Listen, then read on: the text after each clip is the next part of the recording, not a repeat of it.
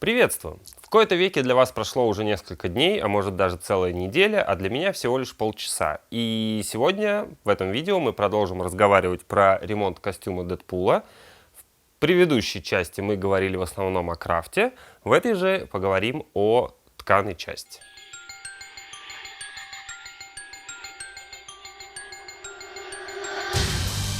Как вы можете видеть, со мной сегодня мой безголовый друг. Еще у него рук и ног не хватает, но это не сильно помешает ему помогать мне в сегодняшнем видео. Но для начала давайте посмотрим на те вещи, которые не влезли в предыдущий ролик.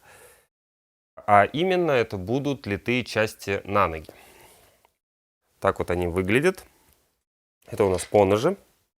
Так как у манекена нету ног, я не смог их туда поместить. И части на каждую ногу состоят у нас из 3 деталей. Это поножи. Такая вот полосочка, которая одевается в район щиколотки. И пластинка гибкая, которая закрывает шнуровку. В предыдущем ролике я вам их не показал, хотя по идее это относится к крафту. Просто по причине того, что с ними в общем-то ничего не произошло. Они не требуют ремонта. Ну и не нашел я их в общем к ролику. Отливались они из полиуретановой резины, из нескольких деталей. Потом собиралось все в кучу, наносились вот эти вот коцки, прокрашивались, чтобы их хорошо было видно. Ну и получалась вот такая вот деталь. На ноге, к сожалению, пока не покажу, потому что ног у манекена нет, а ботинки нам не передали банально. Потому что явно они не нуждаются в ремонте. Ботинки там не реклама сейчас, но мало ли кто не знает. Я, по-моему, в прошлом ролике показывал, что пряжечки у нас 5.11. Ботинки у Дэдпула тоже от этой фирмы. Из интересных моментов у нас имеются такие вот серебристые детали, которые, наверное, из себя изображают пряжки. И вот эта красная деталь, которая заканчивается еще и с обратной стороны. Сейчас я покажу вам покрупнее. Которые, наверное, себя изображают ремешки. Находятся они по обе стороны от поножей. Но при этом этими ни ремешками, ни пряжками, так же как и вот эти пряжки чисто фиктивные, они не являются. Потому что поножи закрываются на молнии. И это не наша придумка, это решение именно такое в фильме, а мы стараемся копировать оригинал. Думаю, оно было принято, потому что чтобы детали отливались одинаковые, нужно иметь возможность регулировать ширину. То есть отлить одни поножи, допустим, одного размера, другие чуть-чуть побольше. Это происходит в кино, потому что в таких фильмах, как «Дэдпул», у нас присутствуют трюковые сцены, соответственно, размеры актера и каскадера могут отличаться, или дублера. Либо вообще под них могли одеваться какие-то, например, жесткие поножи, чтобы каскадер не получил травму. Решение с молнией я, конечно, лично считаю спорным, но мы имеем, что имеем, и, как я уже говорил, копируем оригинал. Такие вот у нас они получились. Еще раз повторю, это все-таки резина, и, в общем-то, с ней, по сути дела, ничего и не произошло. Ну, а сейчас я передам слово кому-то из девочек, и они расскажут, какие же повреждения получила уже непосредственно тканевая часть костюма, что является темой этого ролика. Итак, вернули нам Дэдпула после активной носки. Вот он такой. Сейчас мы посмотрим, в каком состоянии костюм.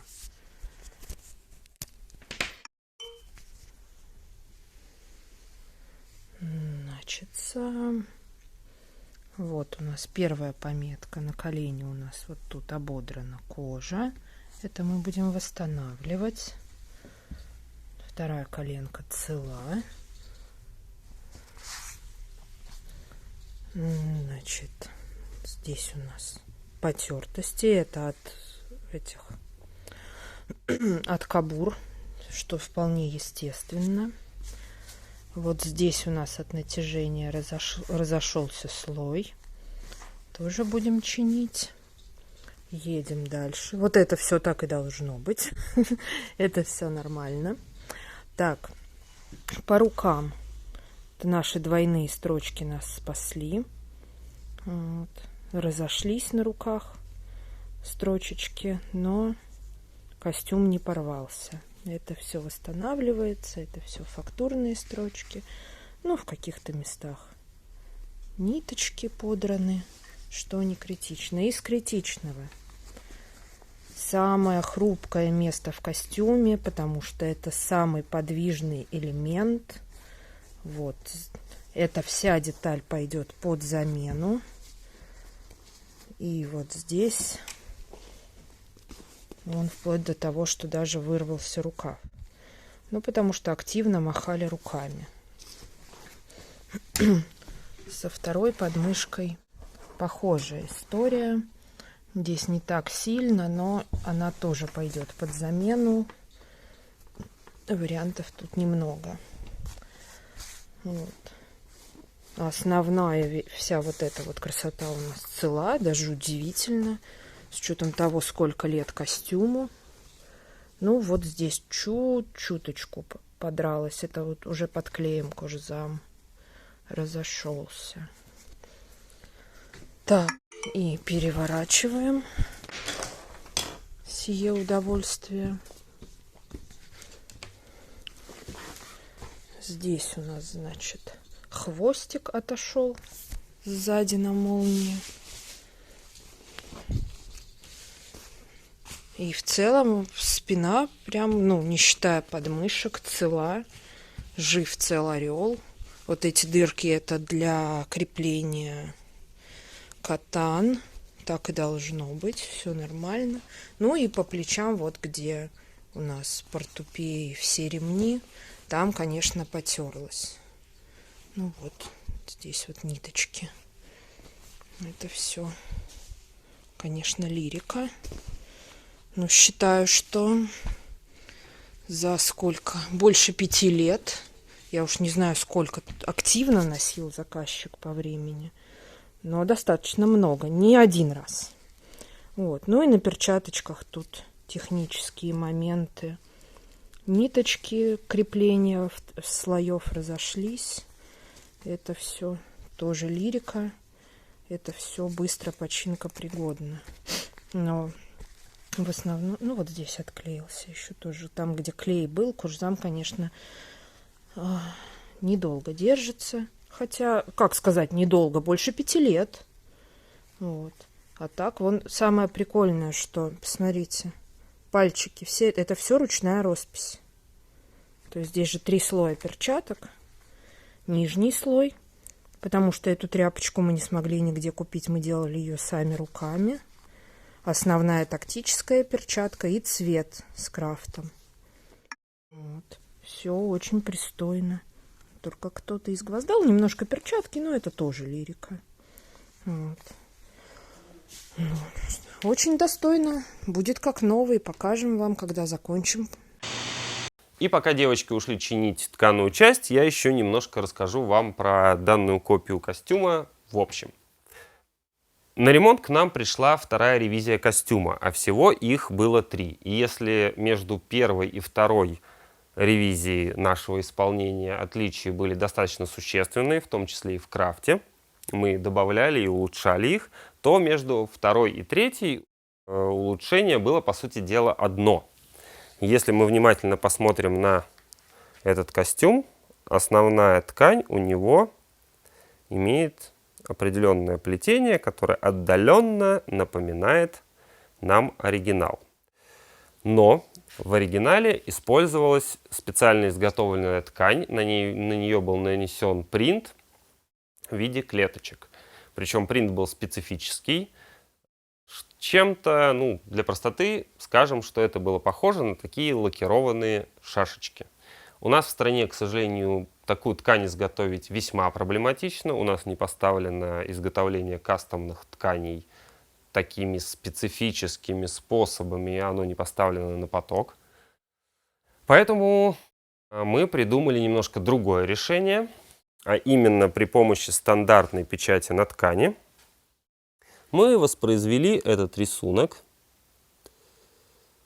и заодно загрязнение ткани сразу же. То есть если мы посмотрим на ткань издалека, она просто имеет какие-то царапины, коцки, пятна.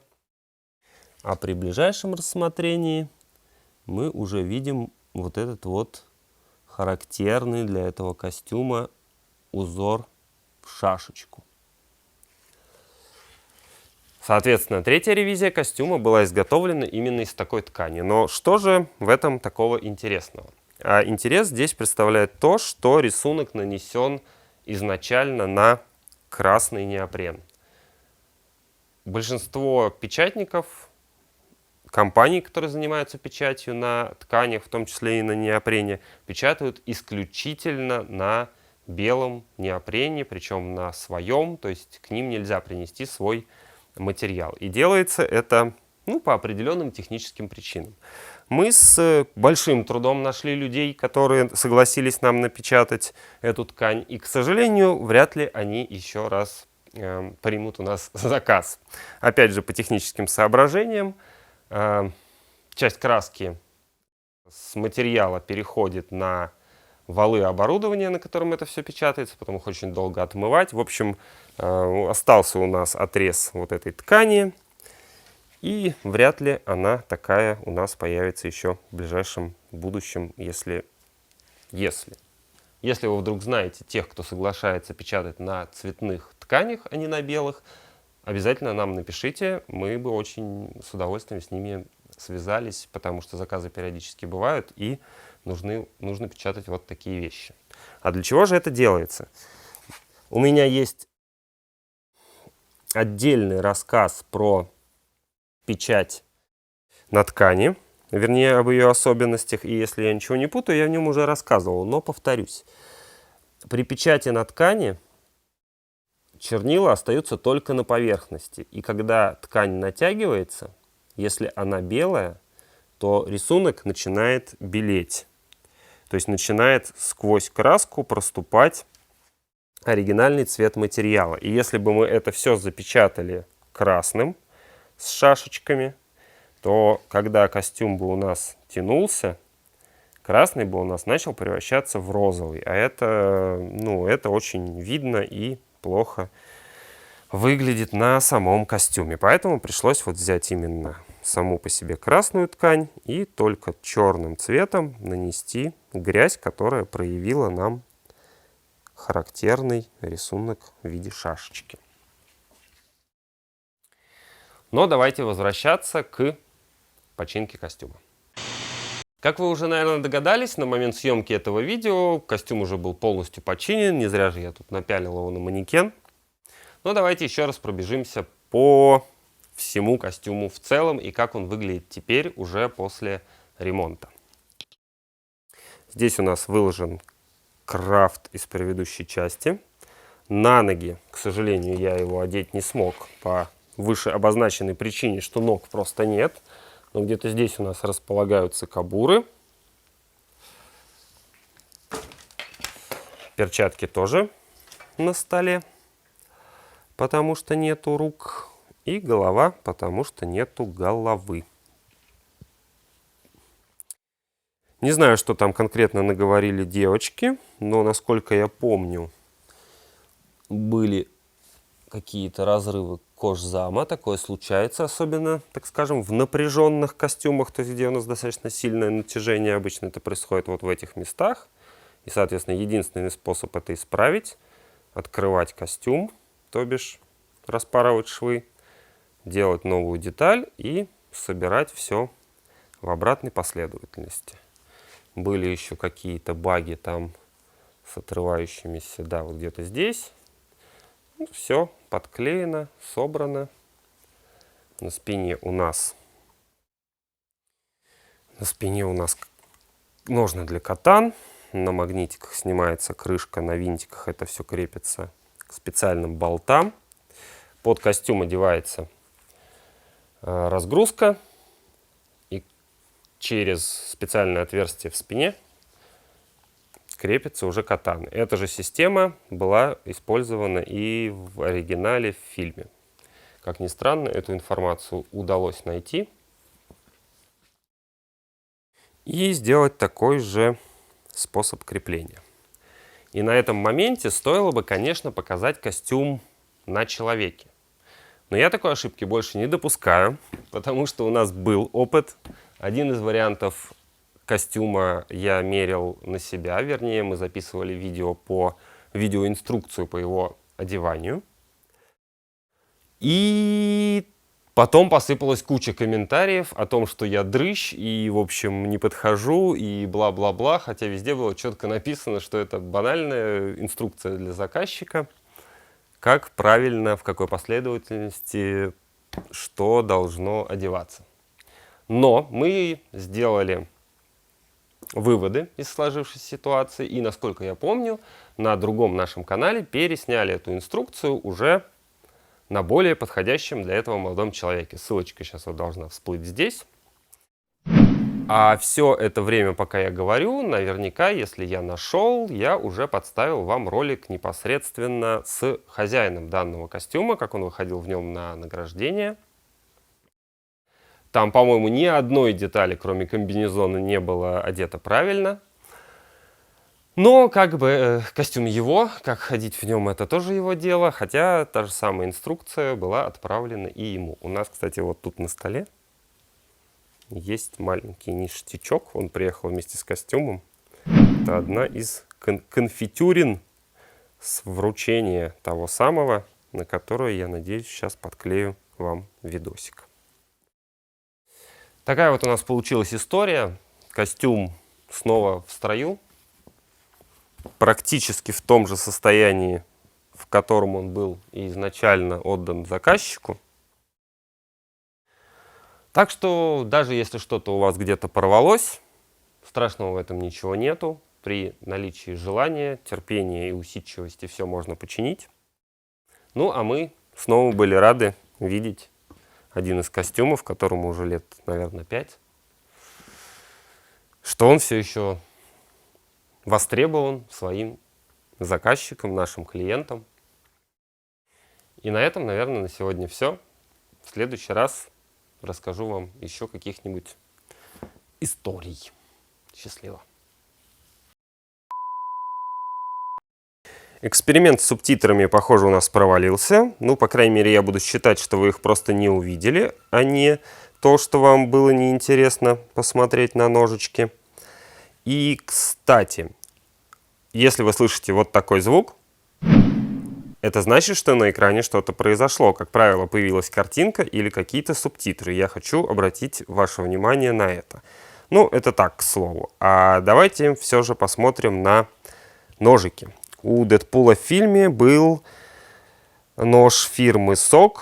Называется он Desert Dagger и выглядит следующим образом.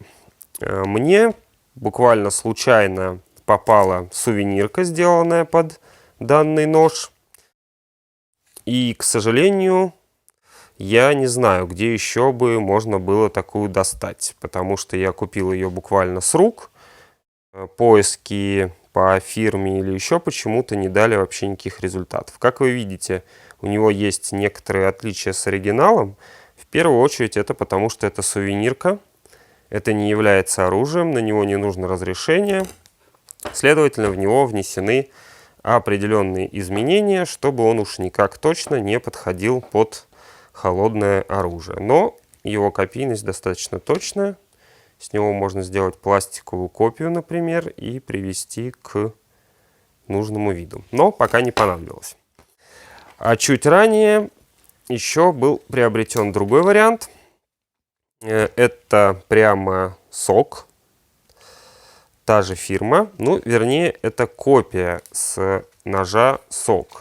Как вы видите, он немного отличается, в первую очередь,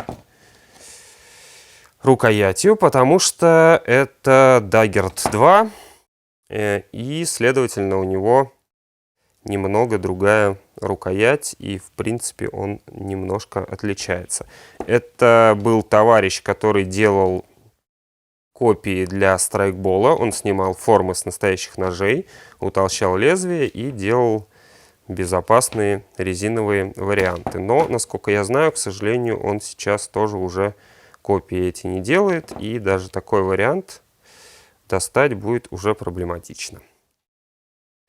Вот, собственно, пожалуй, все, что я хотел вам показать в бонусной части про ножики Дэдпула.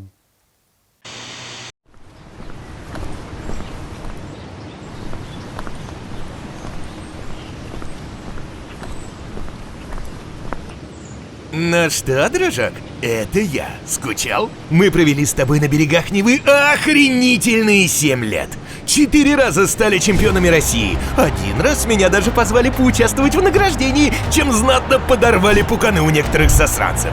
А еще по 3 раза выиграли Кубок и Суперкубок России. Большое спасибо и привет всем моим партнерам. Без них мне бы не удалось достичь таких больших и малых высот. В «Зените» я стал лучшим бомбардиром в истории РПЛ. Это офигеть как круто!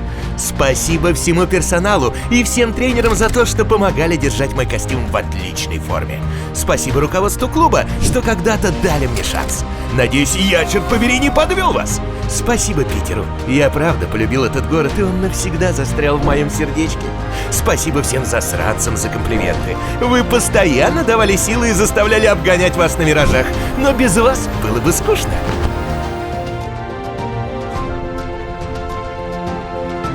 Ну а теперь, дружок, пора двигаться дальше. Супергерои ждут новые приключения. Увидимся.